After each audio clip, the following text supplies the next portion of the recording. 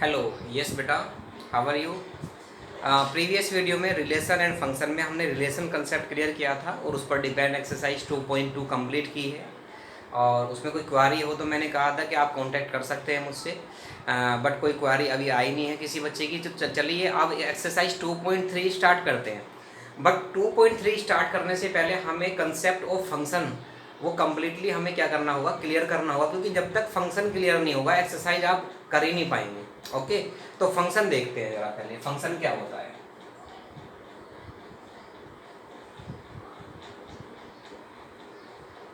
देखिए, जो हमने रिलेशन फाइंड किए थे उन रिलेशंस में से ही कुछ रिलेशन फंक्शन होते हैं उनकी, लेकिन एक स्पेसिफिक आइडेंटिटी होती है, एक स्पेसिफिक क्वालिटी होती है। उस क्वालिटी के बेस पर उन सभी रिलेशंस को हम क्या बोलते हैं, फंक्शन बोलते हैं। ठीक है, अब वो क्वालिटी क्या होती है मैं डेफिनेशन में यहाँ लिख रहा हूँ। देखिए, let A and B are two non-empty sets, then a relation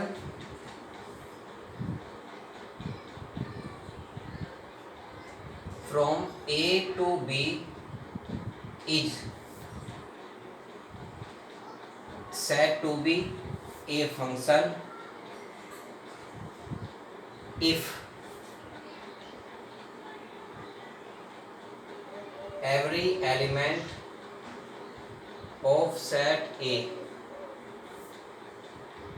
has unique image in B। ठीक है, only one and one, not only one and one। तो जरा मीनिंग समझ लो इसका। मैंने डेफिनेशन लिखी है। मान लीजिए ए और बी दो नॉन एम्प्टी सेट, यानी कि उनमें एम्प्टी नहीं है, दोनों में एलिमेंट एग्जिस्ट कर रहे हैं। ठीक है, तो उन पर एक रिलेशन क्या होगा, डिफाइन होगा। तो उस रिलेशन को हम एक फंक्शन कह सकते हैं, लेकिन किस कंडीशन में कह सकते हैं कि अगर सेट ए के जितने भी एलिमेंट हैं उन सारे एलिमेंट की सेट बी में एक यूनिक इमेज है, तो ही वो क्या है, एक फंक्शन है। समझ गए हैं। चलिए, इसको मैं थोड़ा, बहुत सारी बातें हैं, डिटेल हैं, उससे मैं समझाना चाहूँगा आपको। जैसे मैं एक डेपिक्ट डायग्राम बनाता हूँ। एक डेपिक्ट डायग्राम में ये ए सेट है, यानी कि यहाँ डोमेन है, और ये सेट बी है, ये कोडोमेन का होता है। मान लीजिए यहाँ पर 1 2 3 4 5, और यहाँ पर है ये 1 4 9 16 25 36 49, और मैंने एक रिलेशन ऐसे शो कर रखा है। ये मैंने एक रिलेशन शो किया है कि ये एलिमेंट जो हैं ये शो हो रहे हैं 1 1 से हो रहा है, 2 4 से, 3 9 से, 4 16 से, और 5 25 से। ठीक है, तो देखिए ये डोमेन होता है, ये सेट ए है, सेट ए का एलिमेंट जिस एलिमेंट से अटैच है तो इसकी इमेज ये होगी, यानी कि ये 1 जो है 1 की इमेज है, 2 की इमेज 4 है, 3 की इमेज 9 है, 4 की इमेज 16 है, 5 की इमेज 25 है। तो आप लिख सकते हैं yes, this relation is a function. क्यों है फंक्शन? क्योंकि एक एलिमेंट की एक ही इमेज है। यूनिक का मतलब क्या है कि ओनली वन एंड वन। ठीक है, तो 1 की एक ही इमेज ये है, 2 की एक इमेज ये है, 3 की इमेज 9 है, 4 की इमेज 16 है, 5 की इमेज 25 है। अगर यहाँ पे कोई एलिमेंट एक्स्ट्रा रह जाता और उसकी इमेज इधर नहीं होती तो हम कह सकते हैं कि ये फंक्शन नहीं है। ठीक है, एक और देख सकते हैं एग्जाम्पल। मान लीजिए यहाँ पर लिखा है -1 1 -2 2 -3 3 -4 4। ये सेट ए है, सेट ए का एलिमेंट है, और ये सेट बी के एलिमेंट है। यहाँ लिखा है 1 4 9 16 25। -1 की इमेज 1 है और 1 की इमेज भी 1 है, 2 की इमेज 4 है, 2 की भी इमेज 4 है, 3 की इमेज 9 है, 3 की इमेज 9 है, -4 की इमेज 16, 4 की इमेज 16। तो ये इस तरीके से इमेज शो हो रही है। तो अब जरा देखें आप कि ये फंक्शन है या नहीं है। ये फंक्शन है, क्यों है? यहाँ देखिए, ये फंक्शन इसलिए है क्योंकि यहाँ पर -1 की एक ही इमेज है 1 और 1 की भी एक ही इमेज 1 है। क्लियर है?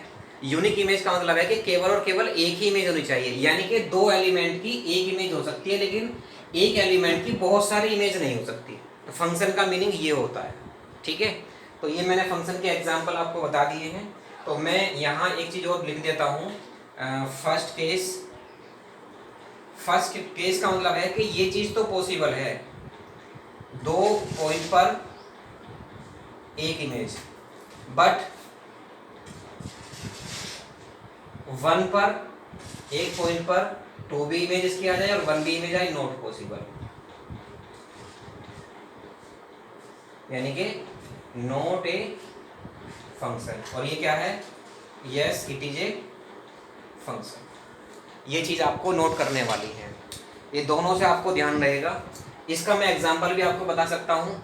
देखिए कोई भी फंक्शन जो है एक एल्जेब्रिक एक्सप्रेशन से शो होता है। मान लीजिए यहाँ पर देखिए आप कि एक फंक्शन f(x) = x² है, तो आप f-1 की वैल्यू निकालेंगे तो भी 1 आएगी, f1 की वैल्यू फाइंड करेंगे 1 का स्क्वायर तो भी 1 आएगा। तो देखो -1 और 1 की दोनों की इमेज 1 1 है ना, तो यूनिक इमेज तो है ना। लेकिन आप मुझे एक बात बताइए, मान लीजिए मैंने y या f(x) एक फंक्शन 2x + 3 लिखा, मैंने f1 की वैल्यू फाइंड की तो ये आ गई 5। अब मैं दोबारा से f1 की वैल्यू फाइंड करता हूँ तो 7 आ सकती है। क्या पॉसिबल है ये कि मैं दोबारा से एक बार 1 पुट करूँ इसमें? f1 किया तो 2 × 1 + 3 यानी कि 5 आ गया। तो कभी ऐसा पॉसिबल है क्या कि मैं दोबारा से 1 ही वैल्यू पुट करने पर ये वैल्यू चेंज हो जाएगी, यानी कि 1 की इमेज 5 भी जाए और 1 की इमेज 7 भी आ जाए? ये कभी पॉसिबल नहीं है। आपको इससे बहुत अच्छी तरीके से क्लियर हो जाएगा ये पॉइंट जो मैंने आपको बताया है। ठीक है, तो ये फंक्शन है। सिर्फ आपको ये देखना कि पहले एलिमेंट की एक और एक ही इमेज होनी चाहिए। अगर एक से ज़्यादा इमेज उसकी हो जाती है तो वो रिलेशन फंक्शन नहीं है। तो इसका मीनिंग क्या है कि all relations are not function but all functions are relation, क्योंकि फंक्शन जो है रिलेशन में से ही आते हैं एलिमेंट। ठीक है, तो आप ये कह सकते हैं all functions are relation but all relations are not a function. Clear? तो ये थोड़ा आपकी नॉलेज थी, आपकी नॉलेज के लिए फंक्शन मैंने क्लियर किया है यहाँ पर। तो आई थिंक ये क्लियर हो भी गया होगा। जो पढ़ने वाले बच्चे हैं, जो रेगुलर वीडियो देख रहे हैं, जिन्होंने रिलेशन पढ़ा होगा, जो रिलेशन पढ़ेंगे उसी को फंक्शन समझ में आएगा डेफिनेटली। विदाउट रिलेशन आपका फंक्शन क्लियर होगा ही नहीं। ठीक है, तो कुछ क्वेश्चन देख लेते हैं। क्वेश्चंस के मीडियम से थोड़ा सा और क्लियर हो जाएगा आपको।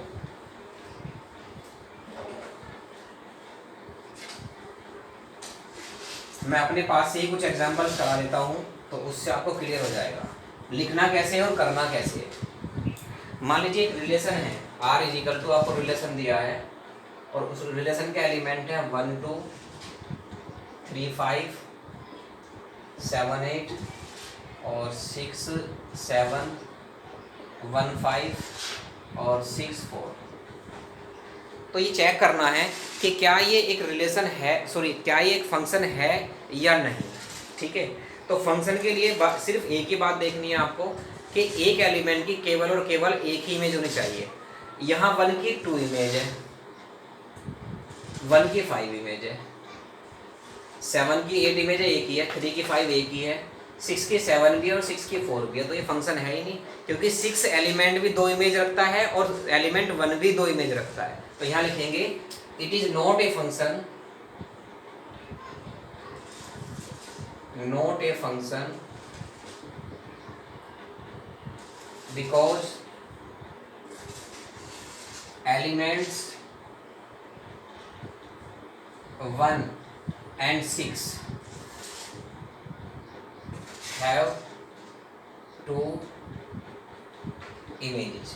ठीक है, हैव 2 इमेजेस लिख दो या have not a unique image. ठीक है, ये भी लिख सकते हैं आप। तो ये क्लियर हो गया होगा। तो ये रिलेशन नहीं है आपका, सॉरी फंक्शन नहीं है, ये रिलेशन फंक्शन नहीं है। तो आपका एक्सरसाइज में फर्स्ट क्वेश्चन यही है, आप चेक कर लें। वो कह रहे हैं which of the following relations are functions, give reason if it is function, determine its domain and range. Domain and range वही होंगे, फर्स्ट एलिमेंट डोमेन और सेकंड एलिमेंट रेंज। लेकिन एक बात ध्यान रखें, देखो अगर कोई फंक्शन इस तरीके से लिखा होता है f(x) = 3x + 5 या y = 3x 5 + 5, एक ही बात होती है, f(x) लिख दो या y लिख दो। आप जितनी वैल्यू x की इसमें पुट कर सकते हैं, यानी कि x की जिन वैल्यूज के लिए ये फंक्शन डिफाइन है वो x की ऑल वैल्यूज़ क्या होती हैं, आपकी डोमेन होती है। ठीक है, अब x की वैल्यू जो इसमें पुट करेंगे, पुट करने पर fx की जितनी आउटपुट वैल्यूज आती हैं, करस्पॉन्डिंग वैल्यूज फाइंड होती हैं, उन सबको क्या बोलते हैं, रेंज बोलते हैं। तो फंक्शन में ये ध्यान रखना है, यानी कि x की यहाँ कितनी वैल्यू रख सकते हो, कोई भी रियल नंबर रख सकते हो। तो x के जो डोमेन है, x की वैल्यू जो वो रियल नंबर है। इसका मीनिंग क्या है कि जो डोमेन है यहाँ पर वो क्या है, रियल नंबर से। ठीक है, अब जब आप यहाँ पर रियल नंबर्स पुट करोगे तो y भी क्या ऑब्टेन होगा, एक रियल नंबर ऑब्टेन होगा। जब रियल नंबर ऑब्टेन हो रहा है तो y यानी कि क्या है, रेंज भी क्या है, एक रियल नंबर ही है। तो इस तरीके से आप डोमेन एंड रेंज फाइंड कर सकते हैं। बस शर्त ये है कि आपका फंक्शन उस वैल्यू पर डिफाइन होना चाहिए। डिफाइन का मीनिंग क्या है, देखो मैं एक फंक्शन यहाँ लिख देता हूँ, f of x is equal to 1/x-3। ठीक है, आप ये बताइए इसके रेंज डोमेन क्या होंगे। आप यहाँ पर x इज इक्वल टू 3 नहीं पुट कर सकते, क्योंकि x इज इक्वल टू 3 पर ये फंक्शन नॉट डिफाइन आ रहा है।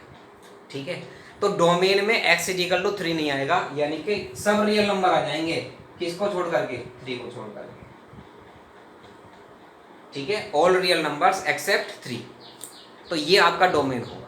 अब डोमेन पुट करने पर जितने भी फ्रैक्शंस आएंगे वो सब क्या हो जाएंगे, रेंज हो जाएंगे। क्लियर है, तो ये रेंज और डोमेन होते हैं आपके। चलिए तो बाकी पार्ट कर लेंगे आप। 2 की 1 इमेज है, 5 की 1 इमेज है, 8 की 1 है, 11 की 1 है, 14 की 1 है, 17 की 1 है। सबकी एक यूनिक इमेज आ रही है, ये फंक्शन है आपका। ठीक है, इसमें कोई दो राय नहीं है। सेकंड में ये 2 की 1 इमेज है, 4 की 2 है, 6 की 3 है, 8 की 4 है, 10 की 5 है, सबकी यूनिक इमेज है एक एक, ये भी फंक्शन है। थर्ड में जाते हैं 1 की 3 इमेज दे रखी है, 1 की 5 भी दे रखी है, 1 की 2 इमेज आ गई, 3 और 5, ये फंक्शन नहीं है। ठीक है, आप लिख दीजिएगा। ठीक है, find the domain and range of the following function. अब बात वही आ जाती है डोमेन एंड रेंज फाइंड करने की। ठीक है, तो डोमेन एंड रेंज के लिए मैं आपको नेक्स्ट वीडियो में कराऊंगा। इसमें एक काम और करें, क्वेश्चन नंबर 4 कट कर दें, वो सिलेबस से आउट हो गया आपका। नहीं 4 नहीं, वो तो उसमें है आपका, सॉरी मिसलेनियस एक्सरसाइज में है, वो मैं बता दूंगा जो डिलीट हुआ है। बाकी इसमें तो सारे करने हैं आपको। तो आप इसमें तो 4 कर लीजिएगा। फंक्शन दिया है, फंक्शन पर जो पॉइंट है x की जगह रिप्लेस हुआ है उसकी वैल्यू फाइंड करनी है, आराम से फाइंड हो जाएगी। ठीक है, और थर्ड में भी आप आराम से फाइंड कर सकते हैं, f0, f7, f-3, यानी कि 3 और 4 कर सकते हैं। और बस मुझे क्वेश्चन नंबर 2 के पार्ट्स कराने हैं, वो मैं करा दूँगा आपको। ठीक है, okay, thank you, have a nice day.